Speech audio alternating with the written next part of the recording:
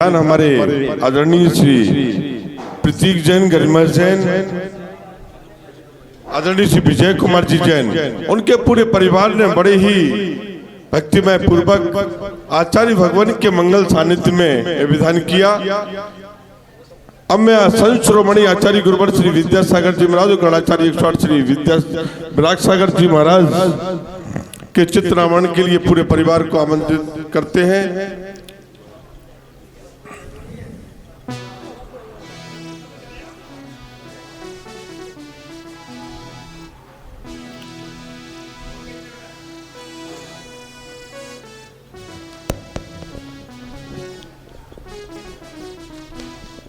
आचार्य विद्यासागर महाराज और गणाचार्य विराग सागर जी महाराज का चित्रानावरण करेंगे। श्रीमान विजय कुमार जी जैन, प्रतीक जैन, गरिमा जैन, राजेंद्र जैन और उनका पूरा परिवार। ठीक।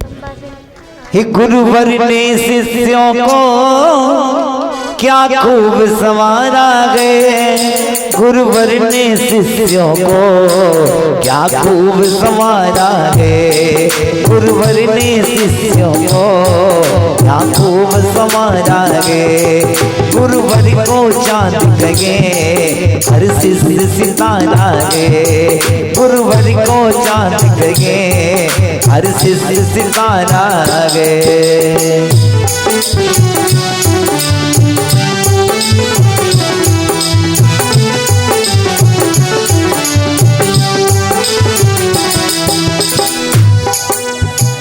बोली संत श्रोमणी आचार्य गुरुदेव विद्यासागर जी महाराज की जय। बोली परम पूज्य गणाचार्य विराग सागर जी महाराज की जय। दीप प्रज्वलित हो रहा है।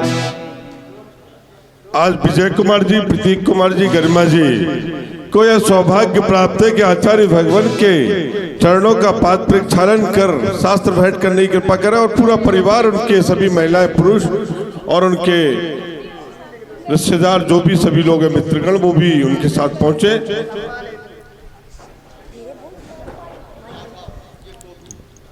जो भक्तांबर महामंडल विधान संपन्न करता है उनको ये परम सौभाग्य होता है कि आचार्य भगवान का पाद प्रक्षालन भी करें, दीप प्रज्वलन भी करें, चित्तनावरण भी करें और शास्त्र भेंट करें और साथ ही हम उनके पांगल सानिध्य में यह विधान भी करें। चरण गुरु के आज पखारे श्रद्धा के जल से, चरण गुरु के आज पखारे श्रद्धा के जल से। आज हमारे पावन होके गुरु चरणाजों के, चलो गुरु चरण में चले पाद प्रक्षालन हम करें, चलो देव हम चले पाद प्रक्षालन हम करें। क्षीरोदर का जल लेकर के गुरु के चरण धुलाएंगे, चरणों की रज मस्तक लेकर अपने भाग्य बनाएंगे, अपने आएंगे। गंध धरा के गुरुवर पार उतारे, गुरु चरणों की रज चंदन हम पाने को तरसे। हाथ हमारे पावन होंगे गुरु चरणाजों के, चलो गुरु चरण में चले पाद प्रक्षालन हम करें, चलो गुरु चरण में चले पाद प्रक्षालन हम करें।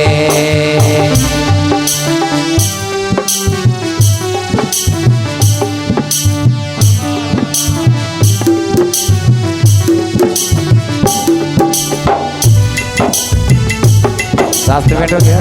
अब मैं पूरे परिवार को नीचे वाली मंच पर आदरणीय श्री महेश कुमार जी जैन, प्रतीक जैन, गरिमा जैन, राजेंद्र जैन और जो भी उनके परिवार जन है सभी लोग इस मंच पर आ जाए। छोटी वाली और चातुर्मास कमेटी नंदीश्वर जी जिला ट्रस्ट कमेटी उनका स्वागत करना चाहती है।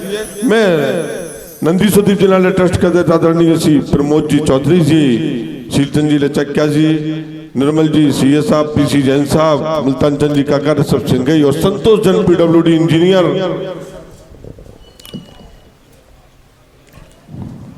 और महेश कुमार जी आप भी आइए, और सभी लोग इस परिवार का सम्मान करेंगे जिन्होंने अच्छा सौधर्मेंद्र बनकर के आज भक्तांबर महामंडल का विधान किया है। महिलाओं में सुमन दीदी और हमारी संगीता भाभी आ जाएं और उन महिलाओं का सम्मान करें। हे आपका स्वागतम स्वागतम स्वागतम स्वागतम स्वागतम स्वागतम स्वागतम।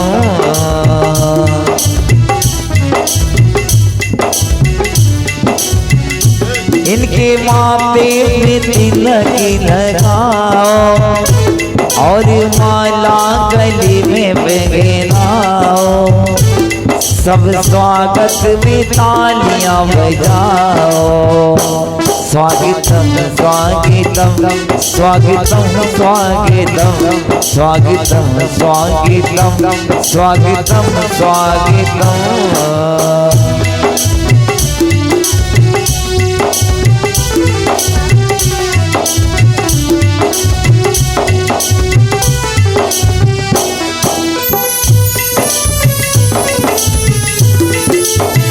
हमारे भी अंबाई से पधारे श्री अजय कुमार जी जैन, श्रीमती रूबी जैन, सिमरन जैन ये आए और आचार्य भगवान के को श्रीफल भेंट करें और उनके सम्मान हमारा चतुर्मास कमेटी और नंदीश्वर जीव दिनालय ट्रस्ट कमेटी उनका सम्मान करना चाहती है, वो आ जाएं। यहीं कर दो।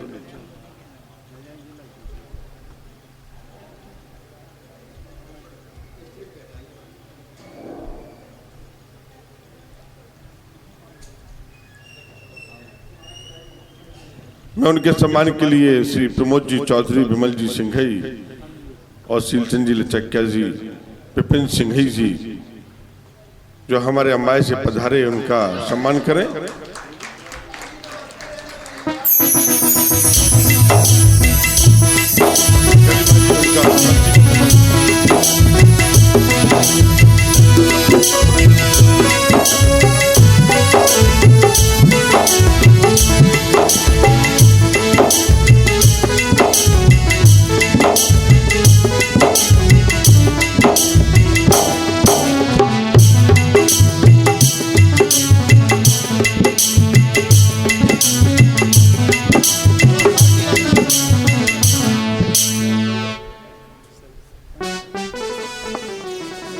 बोलो आचार्य ब्रह्म सागर महामुनि राज की।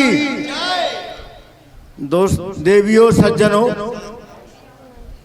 हमारे बीच में और हमारे समाज के सर्वश्रेष्ठ व्यक्ति जिन्होंने कि अपने जीवन के पूरी 35 साल की सर्विस में उत्तरोत्तर प्रगति की, और जो मंदिर को हमेशा दान कैसे देते हैं, हंस के और मुस्कुरा के देते हैं, पति पत्नी दोनों दौड़ लगा के दान देते हैं, और वो निश्चित ही भविष्य में भी यहाँ सिद्ध चक्र विधान अकेले स्वयं कराएंगे। बहुत बड़े दानवीर हैं, उनके सम्मान में जोरदार तालियां बजाओ। उनने 35 साल की सेवा करने के बाद एसडीओ पद से आज जो रिटायर्ड हो रहे हैं, पूरी समाज उनके लिए जय जिनेंद्र कहती है और उनके उज्जवल भविष्य की कामना करती है। मैं श्री संतोष जी एसडीओ साहब, उनकी धर्मपत्नी और बच्चों से आग्रह करेंगे कि वो मंच पर आ जाएं और समाज उनका हार्दिक स्वागत, वंदन और अभिनंदन करना चाहती है। ऐसे अच्छे व्यक्तित्व को जो हमेशा मंदिर के दान, धर्म, तन, मन और धन तीनों से सह करते, मैं संतोष कुमार जी को आमंत्रित करता हूं कि वो धर्मपत्नी सहित मंच पर आने की कृपा करें। श्री संतोष कुमार जी जैन एसडीओ महोदय। हाँ, कितने? 41 साल, और इनके दोनों बच्चे भी अच्छी सर्विस में हैं। मैं संतोष जी जैन, संगीता जैन, पलक, प्रिंसी, पीयूष, अंकिता, कुसु, बिनी, पूरा परिवार आ जाए। और ये मैं बता दूं कि इनके जो बच्चे हैं वो भी एक गवर्नमेंट के एसडीओ के पद पर ऐसे दोनों बच्चे भी ऊपर आ जाएं, पूरा परिवार के साथ फोटो होगा। हाँ, ये दोनों बच्चे भी सर्विस में हैं। पलक जैन पीयूष जैन मंदिर में दान देता है और जो धर्म में आगे रहता है उसका पूरा परिवार सुखी रहता है, समझ गए ना? इसलिए दोनों बच्चे भी नौकरी में हैं। हाँ, हीरा मोती है।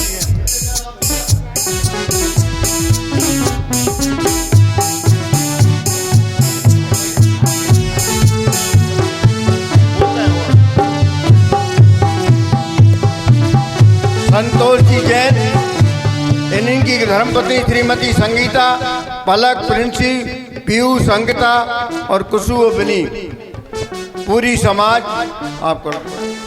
समाज इनको स्वागत करती है, वंदन करती है, अभिनंदन करती है और भगवान से इनके सुखी, सुदृढ़ और दीर्घायु जीवन की कामना करती है। और आप स्वागत करने के बाद श्रीफल भेंट करेंगे महाराज के चरणों में। हमारे आचार्य महाराज से भी आज अच्छा दिन है, आज तुम्हारा रिटायर्ड होने के दिन तुम महाराज यहाँ विराजमान है, पूरा समूह विराजमान है। आशीर्वाद लीजिए महाराज जी से। बोलो आचार्य ब्रह्म सागर महामुनि राज की, महामुनि राज की, महामुनि राज की।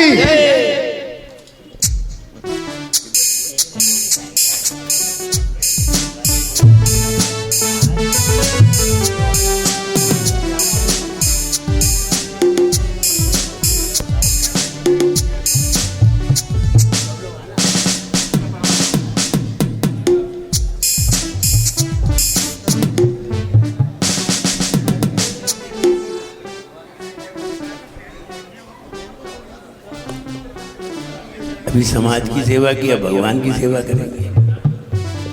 हे पूजन की महिमा बतलाते,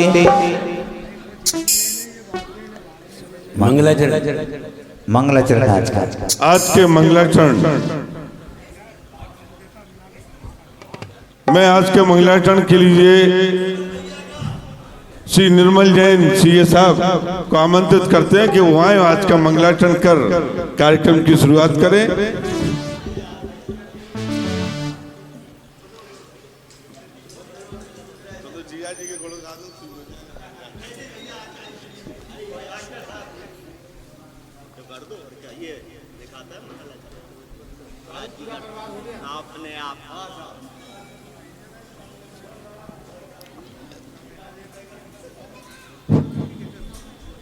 परम पूज्य आचार्य गुरुवर 108 विनम्र सागर महाराज के चरणों में कोटि कोटि नमन। आचार्य श्री के संघ को कोटि कोटि नमन। माता जी को बंदामी। महाराज जी, मैंने लिखा था वो तो मिट गया, पता नहीं।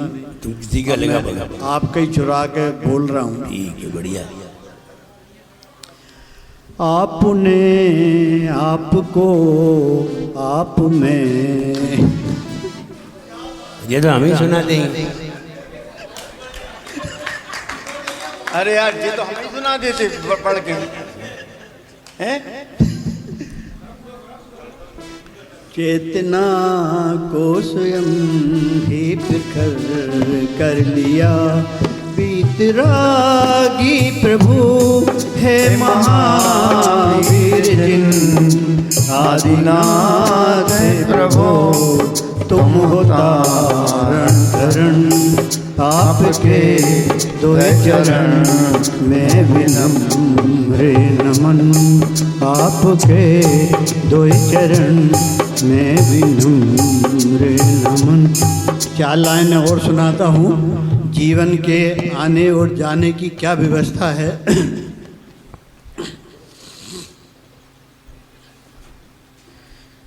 रचा है सृष्टि को जिस प्रभु ने, वही ये सृष्टि चला रहे हैं। रचा है सृष्टि को जिस प्रभु ने, वही ये सृष्टि चला रहे हैं। जो पेड़ हमने लगाए पहले, उन्हीं का फल हम अब पा रहे हैं। रचा है सृष्टि को जिस प्रभु ने वही ये सृष्टि चला रहे हैं। रचा है सृष्टि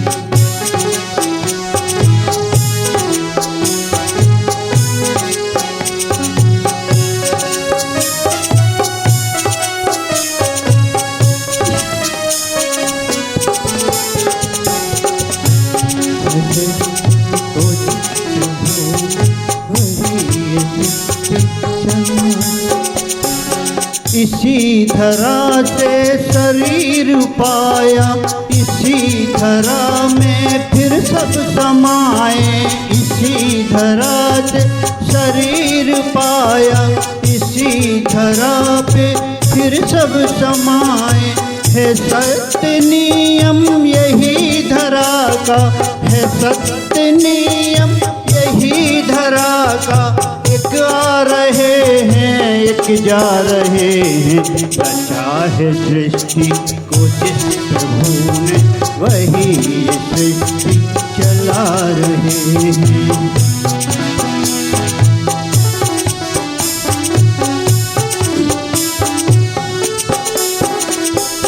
जिन्होंने भेजा है इस जहां में, क्या बात है, भेजा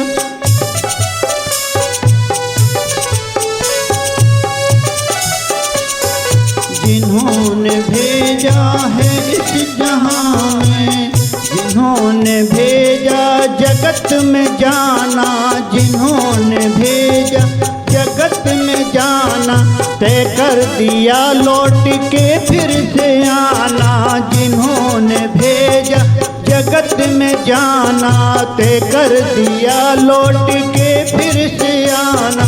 जो भेजने वाले हैं जहां में, जो भेजने वाले हैं जहां में, वही फिर वापस बुला रहे हैं। रचा है सृष्टि को जिस प्रभु ने वही ये सृष्टि चला रहे हैं। क्या बात है, सृष्टि ने जिस प्रभु को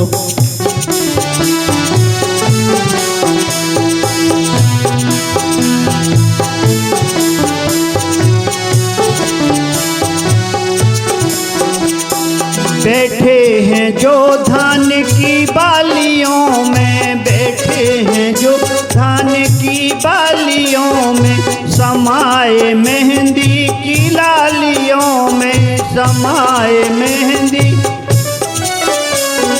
हर डाल हर पत्ते पे समाकर, हर डाल हर पत्ते पे समाकर, रंग बेरंगे गुरंगे खिला रहे हैं। रचा है सृष्टि को जिस प्रभु ने वही ये सृष्टि चला रहे हैं। रचा है सृष्टि को जिस प्रभु ने वही ये सृष्टि चला रहे हैं। वाह वाह वाह, संजय जी समा बांध दिया आपने। धन्यवाद आदरणीय श्री निर्मल जी जैन सी साहब का। अब मैं आचार्य भगवान के चरण, देखिए मैं एक और सूचना दूं, बाद में भी सूचना दूंगा।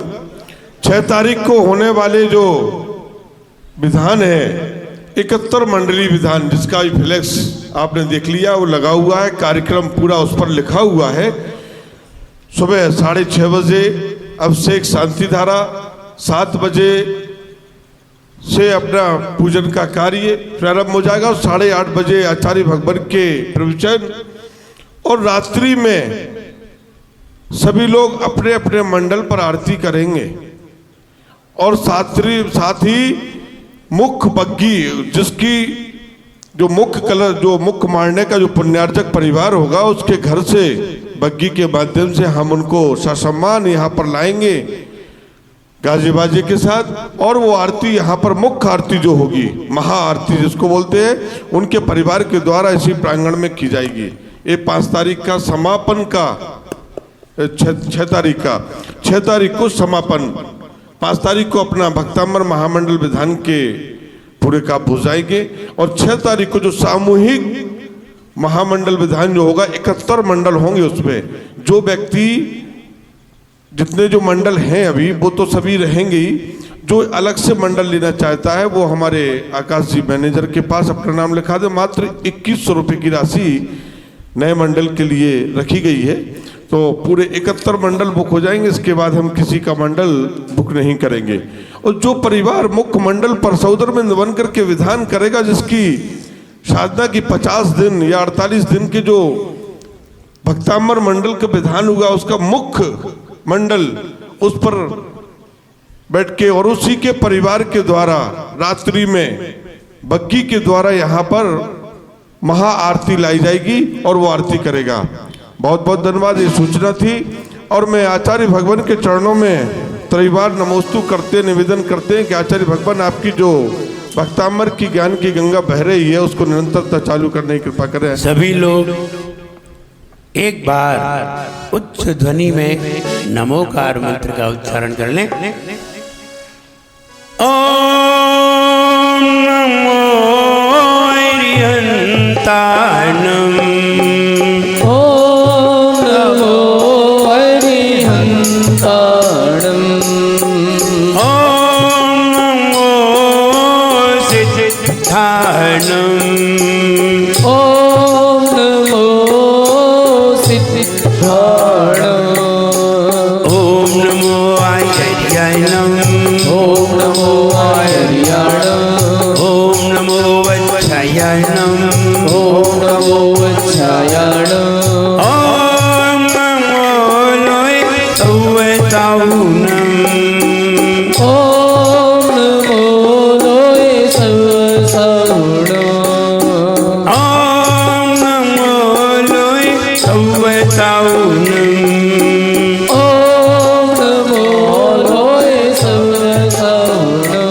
जोड़े प्रजारा श्री आदिनाथ भगवान की जय एक प्रजारा श्री महावीर भगवान की जय परम पूजाचार्य श्री मानतुंग मुनि महाराज की जय परम पूजाचार्य गुरु श्री विराट सागर जी गुरुदेव की जय अहिंसामयी जैन धर्म की जय। बोले परम पूज्य उच्चारणाचार्य भगवान गुरुवर श्री विनम्र सागर जी गुरु महामुनिराज की, महामुनिराज की, महामुनिराज की।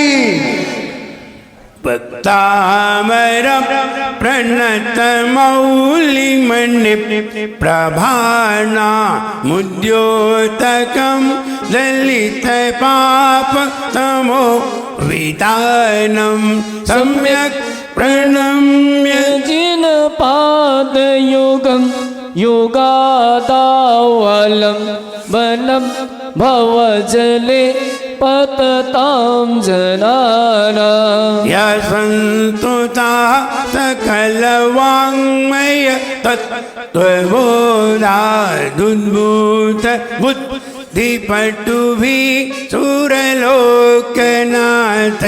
स्तोत्रैर्जगत् त्रितय चित्तहरै रुदारैः स्तोषे किलाहमपि तं प्रथमं जिनेन्द्र।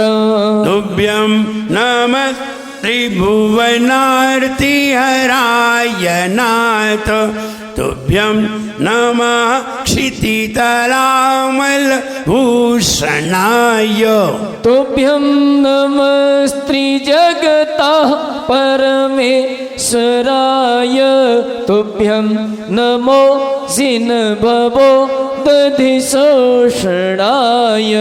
वल्गतुरंग गजगर्जित भीमनाद, मदौ बलं बलवतामपि भूपतीनाम्। उद्यत दिवाकरमयूखशिखा पवित्रं त्वत्कीर्तनातम इवासुविधा मुपैति, त्वत्कीर्तनातम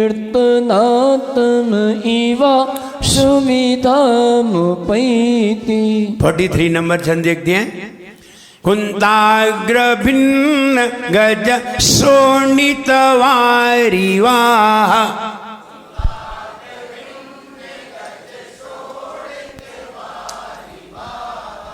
कुंताग्र भिन्न गज शोणित वारिवाह,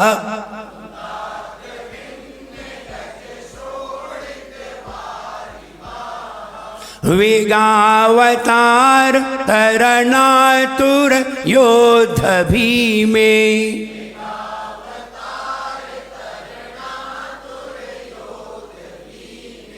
युद्धे जयम विजित दुर्जय जेय पक्षास।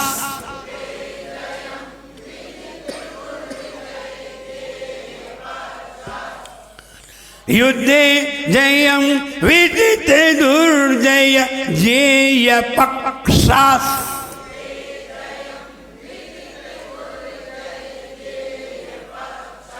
त्वत्पाद पंकज वनाश्रयिनो लभन्ते।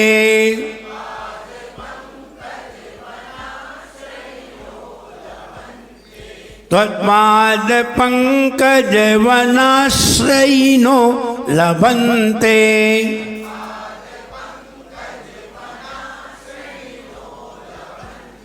पढ़िए।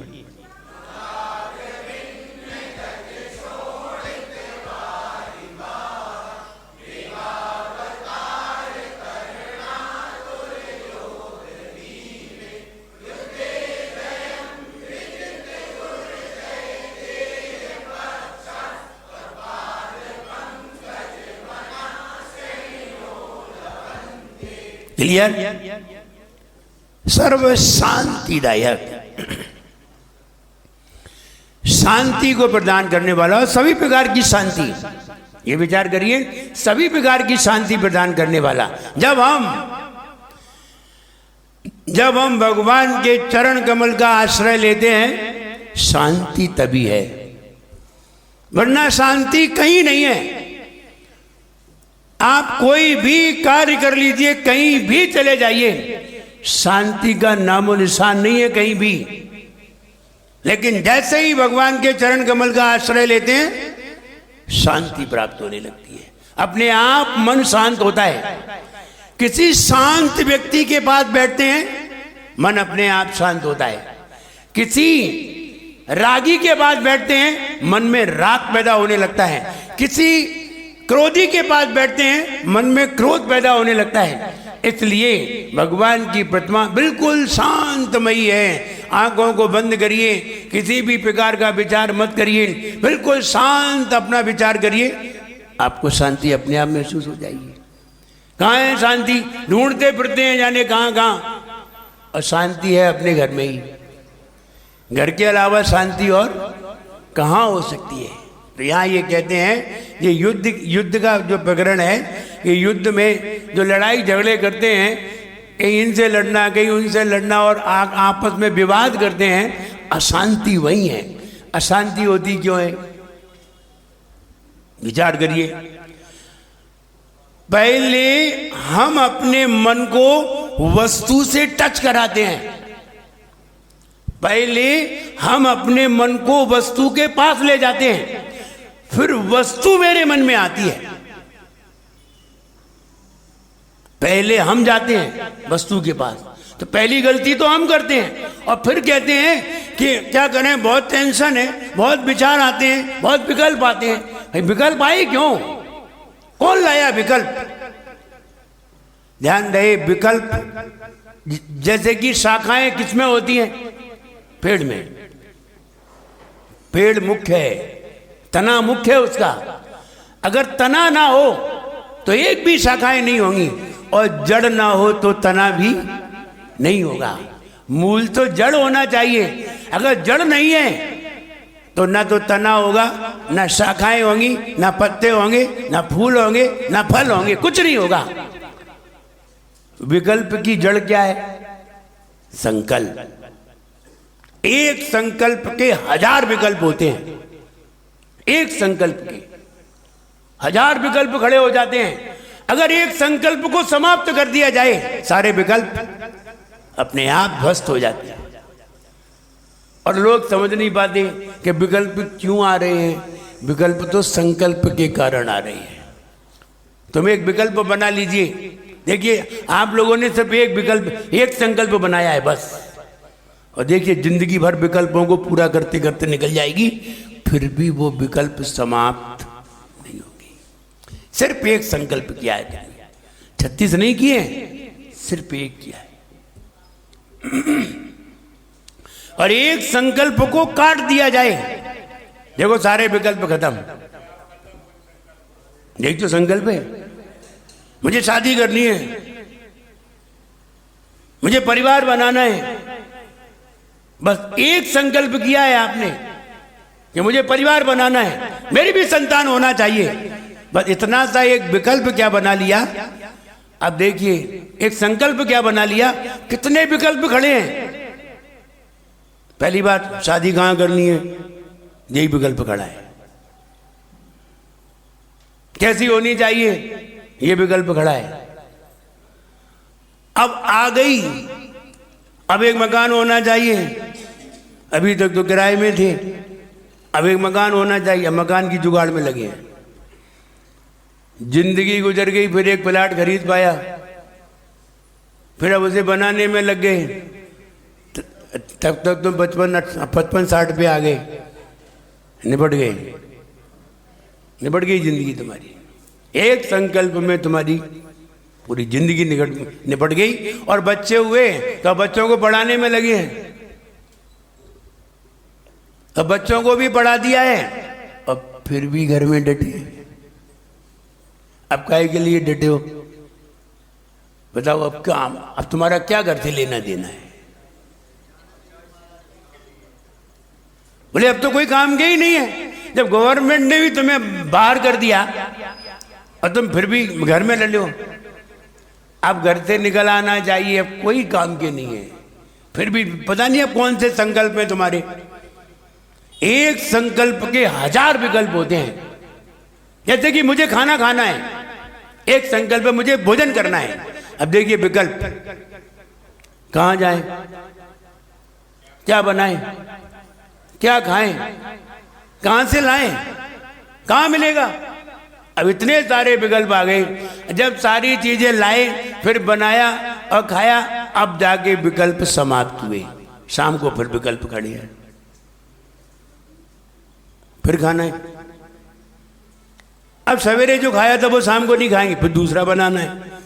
ऐसे छोटे छोटे संकल्प करके विकल्पों में उलझे रहते हैं और जिंदगी भर विकल्प में गुजार देते हैं। एक संकल्प तोड़ने पर सारे विकल्प खत्म हो जाते हैं। एक संकल्प तोड़ना है और एक संकल्प तोड़ा, सारे विकल्प खत्म। अब ना संतान का विकल्प है, ना परिवार का विकल्प है, ना मकान का विकल्प है, सारे विकल्प खत्म हो गए। एक संकल्प, और एक संकल्प में 36 विकल्प बना लिए, फिर उसी में घूमते रही। एक मकड़ी ने एक जाल बनाया, अब वो घूमती रहती है उसी में। जाल किसने बनाया? मकड़ी ने। कहां से लाई जाल का सामान? मुंह से ही निकला। ऐसे ही तुम्हारे भीतर से ही संकल्प निकला और भीतर ही विकल्प खड़े हो गए। अब विकल्पों में घूम रहे, मकड़ी की जाल की तरह। वो ऊपर से नीचे उतरती है, नीचे से ऊपर चढ़ती है, यही करती रहती है और इसी में उसकी जिंदगी गुजर जाती है। अंतर इतना है, मकड़ी की उम्र ज्यादा नहीं है, 49 दिन की उम्र है। एक मकड़ी की 49 डेज लास्ट, ये तो लास्ट है। 49 दिन की उम्र हो ही ये जरूरी नहीं है, ये हाईएस्ट उम्र 49 दिन की होती है। जैसे कि मानव की हाईएस्ट उम्र 3 पल्ले की है, लेकिन 3 पल्ले की उम्र हो ये जरूरी नहीं है। अपन तो 100 साल में निपट जाते हैं और 100 साल पल्ले के सामने तो कुछ है ही नहीं। कहाँ पल्ले और कहाँ 100 साल, वो तो कुछ है ही नहीं। इसलिए उसकी उम्र 49 दिन की होती है। मकड़ी अगर आपके घर में रहेगी 49 दिन में मर जाएगी, अपने आप मर जाएगी। आप जाल ना हटाएं तो भी मर जाएगी। दूसरी पैदा होगी नहीं, दूसरी पैदा वो मकड़ी से मकड़ी पैदा थोड़ी होती है। मकड़ी से मकड़ी पैदा नहीं होती, वो तो सम्मूर्छन है। वो तो दूसरी होगी तो दूसरे कारण से होगी, मकड़ी से नहीं होगी। हाँ, मकड़ी के क्लोन काम कर सकते हैं। मकड़ी के जो क्लोन है वो काम कर सकते हैं, उनसे फिर दूसरी मकड़ियां पैदा हो जाती हैं। वो मिट्टी में मिल जाती है, फिर वहां दूसरी हो जाती है। आपने देखा कहीं कहीं कहीं कहीं कोई जीव कहीं कहीं पैदा ज्यादा होते हैं, कहीं कहीं नहीं होते। तो कहीं कहीं क्यों हो रहे हैं? उनके जो क्लोन हैं, जो पहले जो जीव हुए थे और वे मर गए, मिट्टी में मिल गए और मिट्टी में पड़े हैं, उनके जो क्लोन पड़े हैं, जैसे ही पानी पड़ेगा और हवा पड़ेगी वैसे ही वो वहां पैदा हो जाएंगे, अपने आप पैदा हो जाएंगे। इन्हें सम्मूर्छन कहते हैं। जीव भी तो 3 प्रकार के होते हैं, एक गर्भज, एक सम्मूर्छन, एक पोतज, 3 प्रकार के होते हैं। जब आप तत्वाभूत पढ़ेंगे दूसरा अध्याय समझ में आ जाएगी कि 3 प्रकार के जीव होते हैं। और 3 प्रकार के जीव होते हैं, कोई अपने आप पैदा होते हैं, कोई गर्भ से पैदा होते हैं, कोई पोतज होते हैं। तो 3 तरह के जीव अलग अलग जन्म लेते हैं। तो हम ये कहना चाहते हैं, मकड़ी के जाल की तरह हम अपना संकल्प के विकल्प बना लेते हैं और फिर उसी में लगे रहते हैं। जिंदगी गुजर जाती है एक संकल्प को पूरा करते करते, और फिर हाथ पांव काम के नहीं रहते हैं तो फिर सोचते हैं अब नहीं मर जाएंगे और क्या करें, कहाँ जाएंगे, अब कहाँ जाएं। फिर वो कुछ भी नहीं कर पाते, सिर्फ दुख ही उनके हाथ लगता है, अशांति ही अशांति नजर आती है। और शांति हमारे अंदर ही थी, जब हम कोई विकल्प नहीं करते तब शांति ही शांति रहा करती है। मुझे याद आता है कि एक साधु के सामने जब 4 व्यक्ति गए तो साधु ने अपनी आंख बंद कर ली और आंख बंद करके अपने ध्यान में मस्त हो गए। उन्हें नहीं मालूम कि 4 लोग बैठे हुए हैं और वो अपने ध्यान में मस्त थे। वे चारों लोग जब साधु को देख रहे थे तो वो कुछ अपनी शंका लेकर के आए थे कि हम महाराज से ये बात पूछेंगे। लेकिन जब महाराज को बिल्कुल शांत अवस्था में देखा और किसी भी तरह का उन्होंने आंख खोल के नहीं देखी, तो वो थोड़ी देर में महाराज को देखते देखते खुद ही आंख बंद कर गए। और जब वो महाराज खोलेंगे तब हम भी खोलेंगे, वे भी बार बार खोल के देख लेते हैं कि महाराज ने खोली कि नहीं। और महाराज बैठे ही थे, तो वो बैठे थे तो वो भी आंख बंद करके बैठ गए। थोड़ी देर तक उन्हें भी शांति महसूस होने लगी। जी महाराज ऐसे बैठे, हम भी ऐसे ही बैठे, तो थोड़ी देर उन्हें शांति महसूस होने लगी। और थोड़ी देर बाद जब 2 घंटे बाद महाराज ने आंख खोली तो वे आंख खोलने को तैयार नहीं हो रहे थे। वो कह रहे थे मुझे इसी में शांति हो रही है। जब महाराज ने आंख खोली तो किसी ने धीरे से आंख खोल के देखा तो उसने इशारा किया कि महाराज ने आंख खोली, अब खोलो। तब खोली तो वो आपस में कहने लगे, अरे आंख खोलने से तो अशांति हो रही थी, आंख बंद किए थे तब शांति थी। तो शांति कहाँ है? शांति तो हमारे ही पास है। आंख बंद करो, बैठो, शांति है। आप भगवान के पास जाते हैं, दर्शन करते हैं, दर्शन करते समय आपको ये नहीं मालूम कि दर्शन करते समय थोड़ी देर हमें भगवान की तरह आंख बंद करके बैठ जाना चाहिए। शांति यही है और कहीं नहीं है, सर्व शांतिदायक। वो कहते हैं ना, वो घर गृहस्थी में लोग कहने लगते हैं घर में तो कहीं शांति नहीं है, अब तो मरघटा पे ही शांति मिलेगी। ऐसा कई लोग कहते हैं, गुस्सा में आके कहते हैं शांति कहाँ मिलेगी? मरघट। लोग हो सकता है मरघट पे भी शांति ना हो। नहीं, ऐसे कैसे? वो व्यक्ति मरने के लिए गया तो बोले कहाँ जल्दी मर जाएंगे, वहीं मरे। अगर देर में मरेंगे तो तड़पना पड़ेगा और पीड़ा बहुत होगी, 2-4 दिन लग जाए, 5 दिन लग जाए तो पीड़ा बहुत होगी, कहाँ जल्दी मरेंगे। तो बोला रेल की पटरी पे मरो, हाल कट जाए, खत्म, 2 मिनट में खत्म, 1 मिनट में ट्रेन निकलेगी, खत्म। तो वो ट्रेन पे जो है पटरी पे मरने के लिए गया, लेकिन साथ में टिफिन ले गया।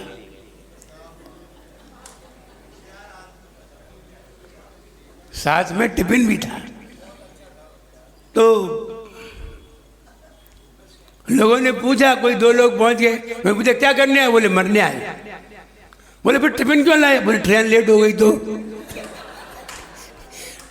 ट्रेन का क्या भरोसा है, और मरने आए मरने, और ट्रेन की चिंता है, फिर भी खा के मरेंगे।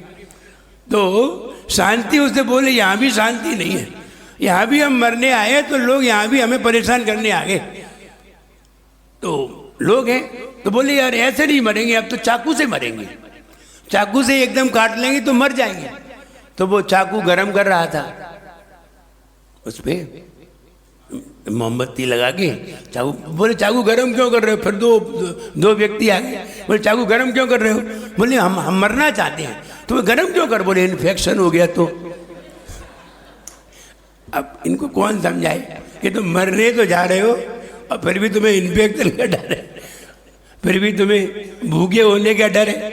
तो ऐसे लोग हैं कि उन्हें कहीं भी शांति नहीं है। और सही है, शांति कहीं भी नहीं है। शांति तो अपने आप में बैठने में ही शांति है और कहीं भी नहीं है। अपने पास जो शांति है उसे प्राप्त करने का प्रयास करें। जैसे ही हम बाहर की वस्तुओं से टच होते हैं वैसे ही बाहर की वस्तुएं मेरे दिमाग में जाती हैं। हम बाहर की वस्तु से हट जाएं तो बाहर की वस्तु हमारे मन में आती नहीं है। बोला मेरा मन बहुत चंचल है। अरे मन चंचल नहीं है, तुम चंचल हो। मन तो एक सॉफ्टवेयर है, चंचल तो तुम हो। तुम्हारे चंचल होने से मन चंचल होता है। तुम कहो कि गाड़ी बहुत इधर उधर भागती है, गाड़ी इधर उधर नहीं भागती, तुम्हारा हैंडल ऐसे ऐसे होता है। तुम कह रहे गाड़ी टेढ़ी मेढ़ी होती है, गाड़ी टेढ़ी मेढ़ी नहीं होती, गाड़ी तो तुमसे हो रही है। ऐसे ही सारे विकल्प हमसे हो रहे हैं। और विकल्प तब होते हैं जब हम अपने मन को दूसरी चीज से टच कर लेते हैं। अगर टच ना करें तो विकल्प नहीं होंगे। अच्छा बताइए, फ्रांस देश कैसा लगता है?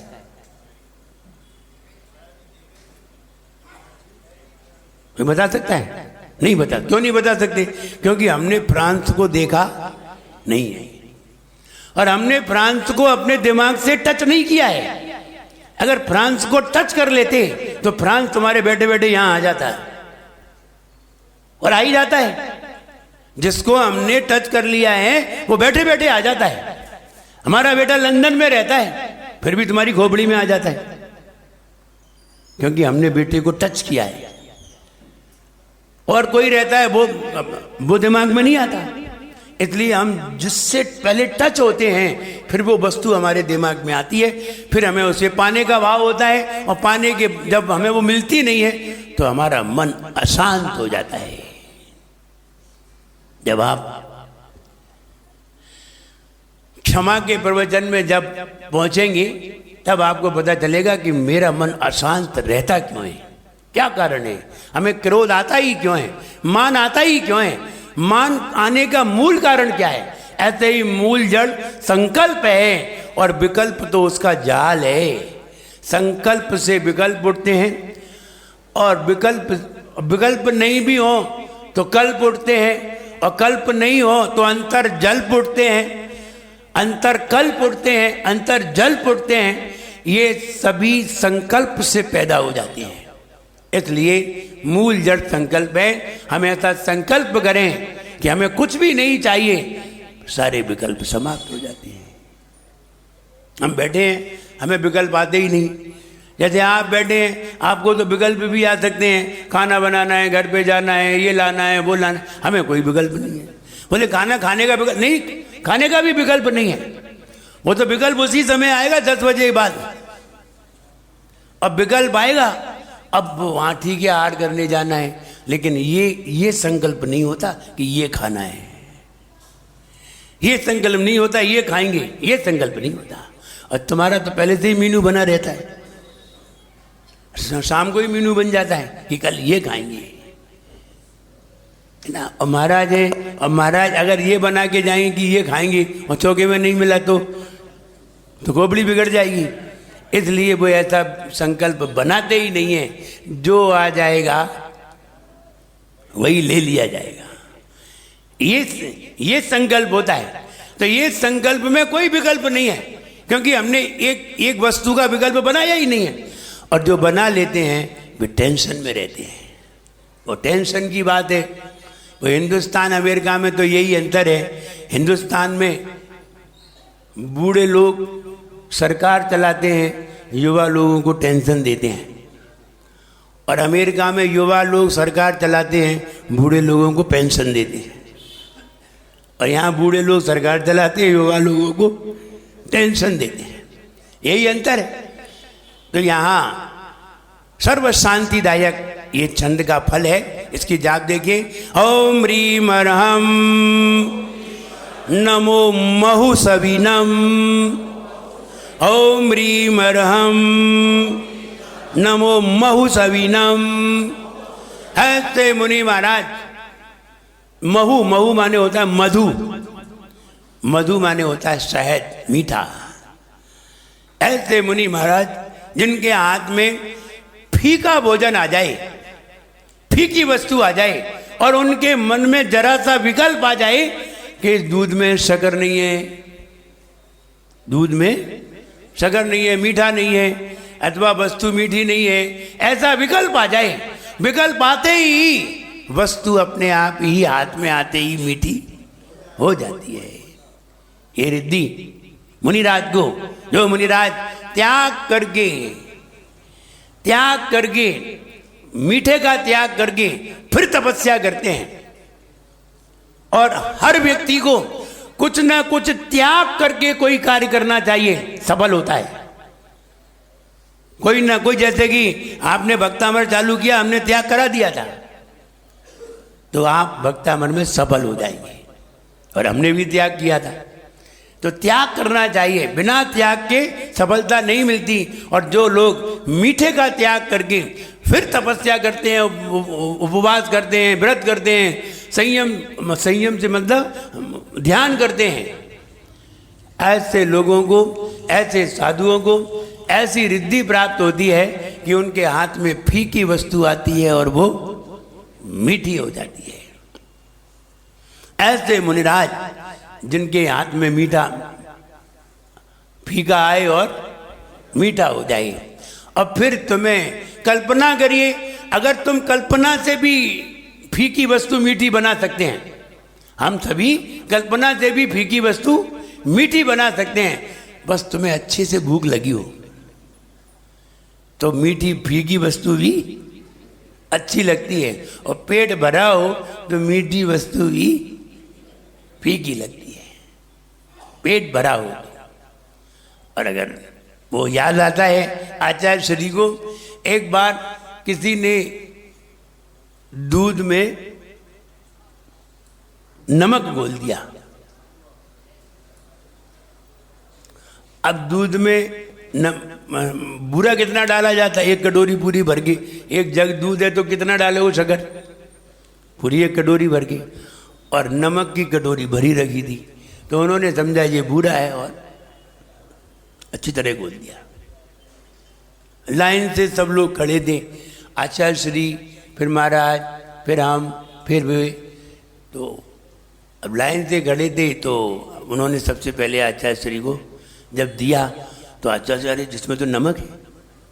तो उन्होंने कहा भाई, उन्होंने एक घूंट ले लिया, कहा इनको दे आओ।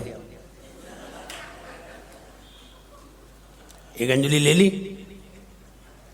अब बाजू में निर्णय सागर थे, फिर उनको एक अंजलि दी। बोले महाराज आचार्य श्री ने प्रसाद भेजा है, आपको लेना है। उन्होंने कहा भाई ले लो।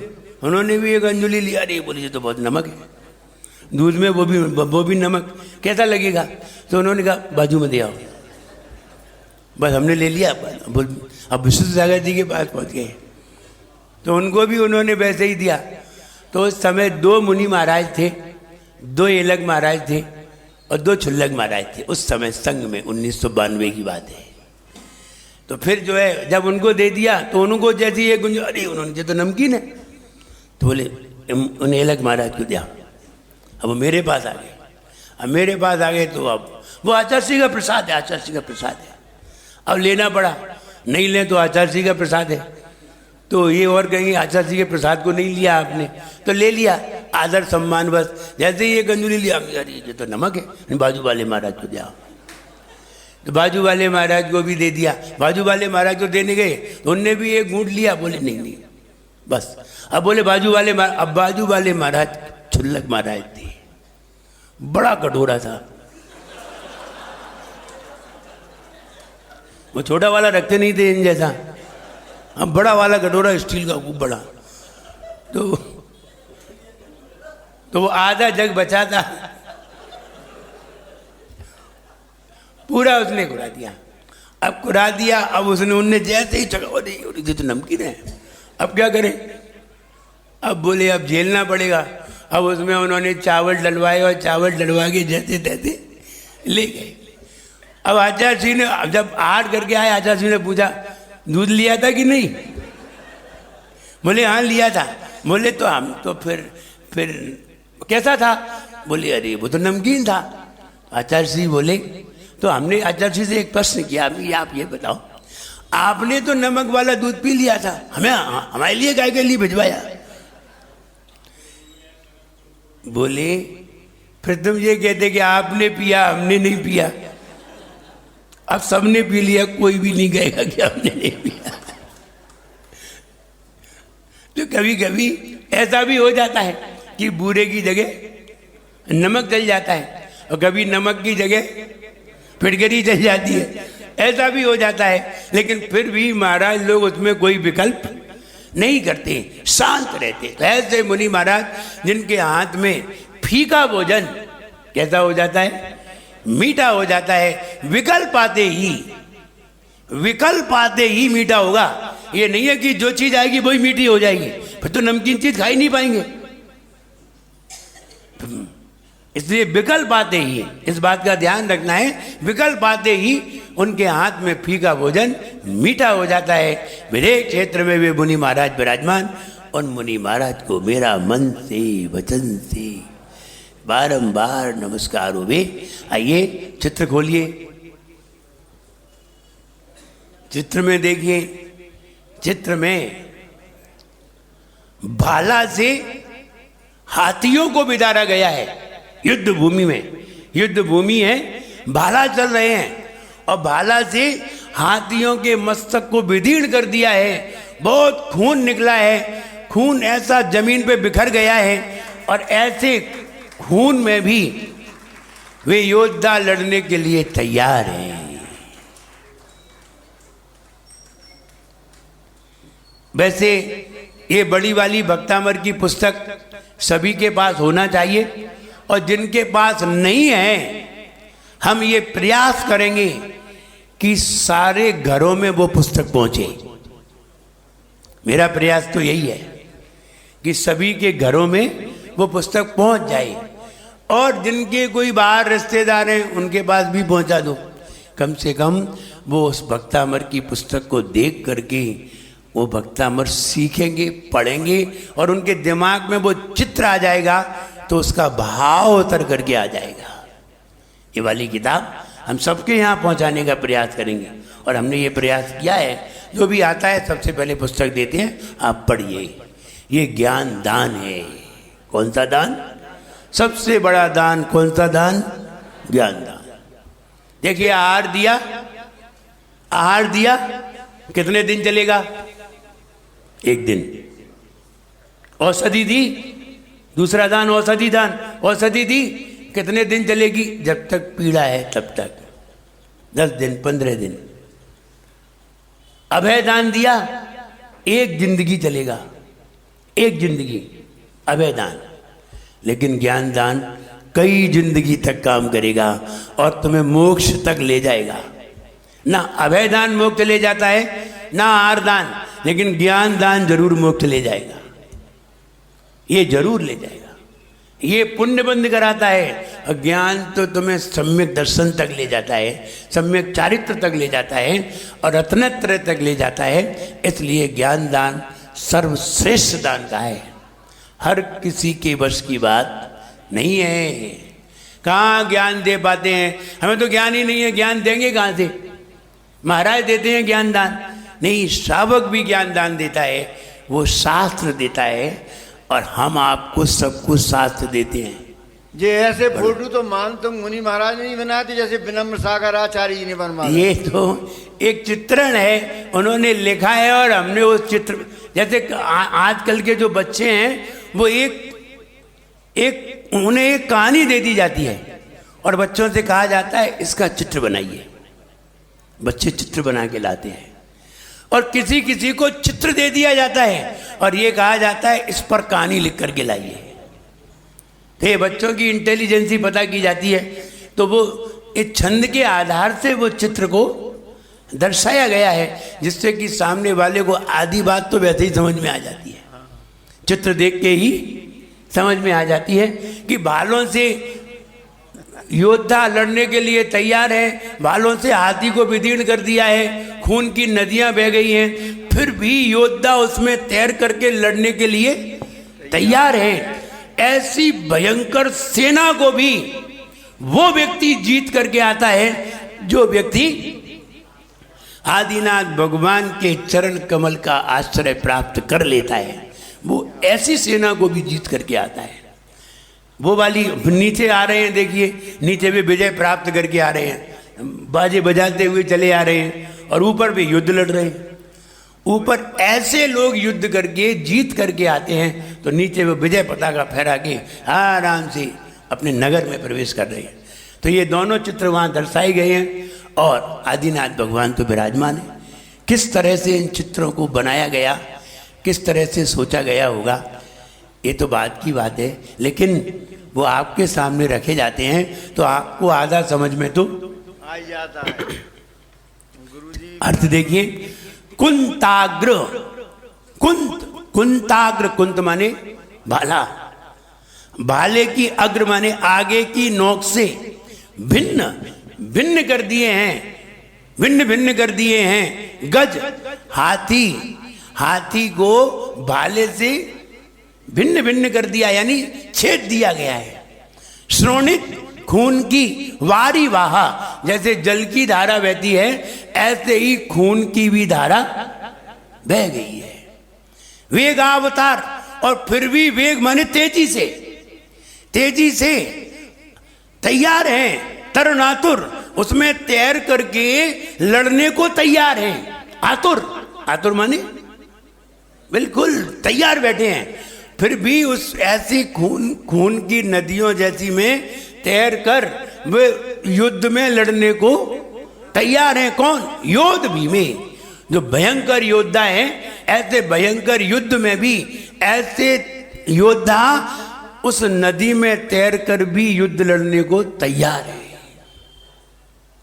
अब कैसा दृश्य होगा, अपन ने तो ऐसा दृश्य देखा नहीं है, लेकिन ऐसा दृश्य दर्शा रही है, और ऐसे दृश्य हुए होंगे तब आचार्य महाराज ने उनकी कल्पना की होगी। कि कुंताग्र, भाला के अग्रभाग से हाथियों को विदीर्ण कर दिया गया है, और उनके खून से जल की तरह नदियां बह गई हैं, और उसमें भी बहुत तेजी से तैर करके योद्धा युद्ध करने को तैयार हैं। युद्धे जयम, ऐसे युद्ध में जयम विजय प्राप्त करके आते हैं। विजित, दुर्जय जय पक्षात, जिसको जीतना कठिन है। विजित यानी जिसको जीतना, दुर्जय माने बहुत कठिन है, जय पक्षात, जिसे जीतना बहुत कठिन है, वो भी जीत करके आते हैं। युद्धे जयम, वे भी युद्ध में विजय प्राप्त करके आते हैं। तत्पाद, आपके चरण पंकज माने कमल, आपके चरण कमल वन, आपके दोनों चरण कमल का आश्रय जो लेते हैं, आपके दोनों चरण के जो आश्रय को प्राप्त हो जाते हैं, जो आपके दोनों चरण कमल के रूपी वन को, उनके चरणों के आश्रय को प्राप्त हो जाते हैं, वे ऐसे युद्ध को जीत करके आते हैं, हार करके नहीं आते। और हार करके आते तो बड़ा दुख की बात हो जाती। जिसने भगवान की शरण ली वो भी हार गया, अब किसकी शरण लेंगे तो जीतेंगे। इसलिए जो लोग जो युद्ध में, ऐसे भयंकर युद्ध में जिसे जीतना कठिन है, वो भी भगवान के स्मरण से जीत करके आते हैं। देखिए, हम एक उदाहरण दे रहे हैं, और वो उदाहरण मेरे जीवन का है, युद्ध का नहीं है। हम इतनी मेहनत से पढ़ते थे, इतनी मेहनत से पढ़ते थे, लेकिन फिर भी रैंक पर नहीं आते थे। खूब मेहनत करते थे, इतनी मेहनत करते थे कि जो हम पढ़ते थे वो विद्यार्थियों को पढ़ाते थे। यानी हम खुद बीकॉम फाइनल का एग्जाम दे रहे हैं और बीकॉम फाइनल के विद्यार्थियों को भी पढ़ा भी रहे हैं। अब बताइए कितनी पढ़ाई पढ़ते होंगे। फिर पीछे रह जाते थे। तो मेरे पिताजी ने कहा अब तुम्हें किसी की कृपा प्राप्त करना चाहिए। यानी किसकी कृपा प्राप्त करें? हम आपके चरण छू के जाते हैं, माँ के चरण छू के जाते हैं, सबके चरण छू के जाते हैं, और किसकी? बोले भगवान की। हमने कहा कैसे? बोले आप भगवान का अभिषेक और पूजन करके जाइए, नियम ले लीजिए, संकल्प कर लीजिए। तो हमने कहा चलो भगवान को भी ट्राई कर लेते हैं। 1 साल क्या जाता है? एमकॉम प्रीवियस है, सेकंड डिवीजन रह गई, 58.5% रह गई, ऊपर नहीं चढ़ पाई। अब आगे एमकॉम फाइनल रह गई है, तो फाइनल रह गई, अगर इसमें नहीं आए तो गया काम थे।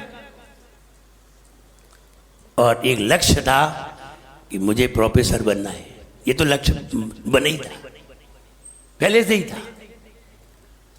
और उसके लिए फर्स्ट डिवीजन आना बहुत जरूरी है, वरना कोई नहीं बनते। और तब 86 में जब हमने एग्जाम दिया तो लिस्ट देखी तो उसमें 66%, 10 साल के रिकॉर्ड में 66% से ऊपर कोई था ही नहीं, कोई नहीं था। वे मेरिट में माने जाती थी, वे सीधे प्रोफेसर में भर्ती हो जाती थी। जो 60 से ऊपर आए सीधे प्रोफेसर बनते थे, उन्हें बीच में कोई इंटरव्यू नहीं लिया जाता था, सीधे सिलेक्ट कर लिया जाता। जब हमने देखा 10 साल के रिकॉर्ड में ग्वालियर यूनिवर्सिटी में 66 से ऊपर कोई था ही नहीं। अब हमने कहा कैसे पाएंगे? चलो हमने कहा 62-63 आ जाएंगे तो कम से कम 60 पे आ जाएंगे। और हमने पिताजी की आज्ञा अनुसार 1 साल का नियम लिया भगवान का अभिषेक पूजन का, संकल्प किया श्री पर चढ़ा करके 1 साल तक ट्राई करते हैं, अगर बढ़िया रहा तो ठीक, नहीं तो जय जिनेंद्र। और 1 साल तक हमने भगवान की पूजन की, चाहे कितना पानी बरसे, चाहे कितना तूफान आए, अभिषेक पूजन करना ही है। और अभिषेक पूजन की और एग्जाम दिया एमकॉम फाइनल का। आप विचार करिए, जहाँ 66% का रिजल्ट 10 और 15 साल तक कोई नहीं था, वहाँ मेरे 72% आई थी। और वो कहा ना कि प्रोफेसर बनना तो तय, फाइनल। लेकिन अप्रैल में एग्जाम दे के आए और जून में दिमाग बदल गया शास्त्र पढ़ के। क्योंकि अप्रैल में एग्जाम देने के बाद पिताजी ने ये कहा अब तुम क्या करोगे? अब तुम ये शास्त्र ही पढ़ो जो हमारे इतने सारे रखे हैं, अलमारी भरी पड़ी थी। तो हमने शास्त्र पढ़ना प्रारंभ किया, 2 महीने शास्त्र पढ़े, विचार बदल गया। बोले अब डिग्री लेने भी नहीं जाना है। और हम डिग्री भी लेने नहीं गए, वो पढ़ी होगी कहीं। तो कहने का मतलब ये है कि जहां भगवान का सहारा लिया, जहां भगवान की स्मृति मन में आई, जहां भगवान का स्मरण किया, आराधना की, हमने जो चाहा उससे भी ऊपर पहुंचे। इसलिए यहां ये कहने जा रहे हैं कि जो भगवान के स्मरण करने से भी हम अगर जीत ना पाए तो तुम फिर कभी भी नहीं जीत सकते। इसलिए यहां ये कहा है कि ऐसा युद्ध भी वो व्यक्ति जीत करके आता है जो व्यक्ति भगवान के चरणों का आश्रय ले लेता है। और उसमें कहानी आती है राजा मधु की। राजा मधु जब युद्ध में हारने लगे, सामने वाला जीतने लगा, तो उन्होंने सारे कपड़े उतार के फेंक दिए, केसलोत चालू। और हाथी पे बैठे बैठे ही केसलोत कर दिया। वे जितने भारी योद्धा थे सब आगे हाथ जोड़ के खड़े हो गए, नमोस्तु महाराज, जीत गए। ऐसे जिन्होंने आदिनाथ भगवान के चरणों का आश्रय लिया, वो व्यक्ति ऐसे भयंकर युद्ध में जिसे जीतना कठिन था, उसके सामने भी वो विजय प्राप्त करके आए और सबको नतमस्तक करा के आए।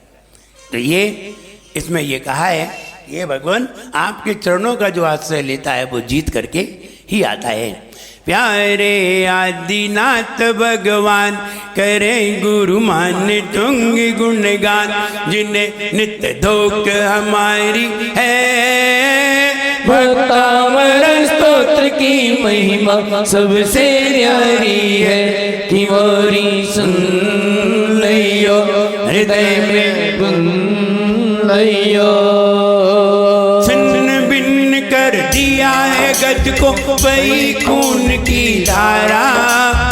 शत्रु पक्ष है अति बलशाली, है नहीं हारन हारा। ऐसा युद्ध जीत कर आते, विजय ध्वजा फहराते, तेरे चरण कमल में ये प्रभु जो आश्रित हो जाते, शांतमय उनका होता मन। आदि प्रभु आश्रय ले निस दिन, शरण संसार निवारी है। भक्तावर स्तोत्र की महिमा सबसे न्यारी है। कि मोरी सुन लइयो हृदय में गुन लइयो। हाथियों के खून की नदियां वही रण में, वेग से उतरे योद्धा युद्ध के वन में। शत्रु को है जीतना दुर्लभ नजर आए, आपका आश्रय जले वो जीत पा जाए। सर्व शांतिदायक है तेरी परम शरण, परम शरण। आदिनाथ गुरुमान तुंग को करो नमन। हो विनम्र भक्तामर गाँव में पावन, में पावन। आदिनाथ गुरुमान तुंग को करो नमन।